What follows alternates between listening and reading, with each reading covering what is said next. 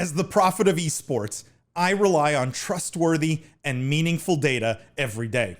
Data from our research partner, YouGov, offers the most complete view of esports fans and gamers in the world, providing context to who they are, what they think, the brands they buy, and things they do. YouGov's connected insights and research services inform strategy at every level. If you're a team, a brand, agency, or rights holder, you should be talking with YouGov. Their partners measure and maximize ROI and are telling compelling stories with data. Visit yougov.com/gaming-esports to learn more. Let's start with something serious, guys. Let's start with a bit of serious news, hardcore business news here, okay? And this is an article that we didn't get to on the podcast, but I think is going to have some good discussion here. This is PUBG maker Krafton raising $5 billion in a public offering. They make PUBG. It's a South Korea-based company. They're going to sell a bunch of shares to raise this money. And the public offering would value Krafton, this is the interesting part here, at $25 billion.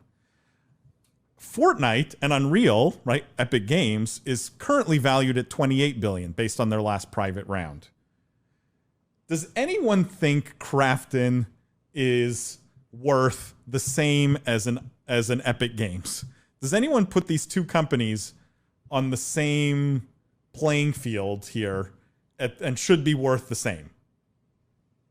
No, but when Epic goes to go public, I mean, they're going to be worth 75 billion. So, I don't think they are on the same playing. Like, yeah, that's not even a joke. Like, I think that's actually probably accurate. Probably accurate. But even still, 25. And I tried to find the filing, and because they filed in South Korea, it was really hard to find. And then everything's in like whatever their currency is, which just it was too hard to figure out translating it to dollar. It was like 17 billion like yuan. I'm like, okay, I can't do that. But to me, it seemed it shows the impressive reach of PUBG, right? Like, I think the narrative, like the prevailing narrative a little bit, is that PUBG kind of went away once Fortnite overtook it. And obviously that didn't happen. Clearly, right. Particularly on mobile. I think PUBG Mobile has carried the day for them. But it's still pretty wild to have a $25 billion valuation with effectively one game. It makes you wonder why like someone like EA is only worth $40 billion in that paradigm, when EA has way more franchises, way more robust franchises, and significantly higher earnings. So one of them is EA worth less than two PUBGs? No, I don't think so. Well, that's an interesting point. Is it PUBG is overvalued or EA is undervalued? I think here it's a little bit of both. I also have a question. Is it just PUBG, or like does that group, because I know the engine that PUBG is built on is a really popular MMO engine, which lots of MMOs are built on. So I'm not sure if they also own those other games, but does anyone know? I don't know how much Krafton has. They have other studios, I think. But I'm pretty sure PUBG is by far their biggest. Like PUBG in India last year had 175 million downloads. Jesus Christ. Which is like a billion overall. Is a massive number. And Krafton was, if you guys remember, Bluehole, right? That's what became Krafton.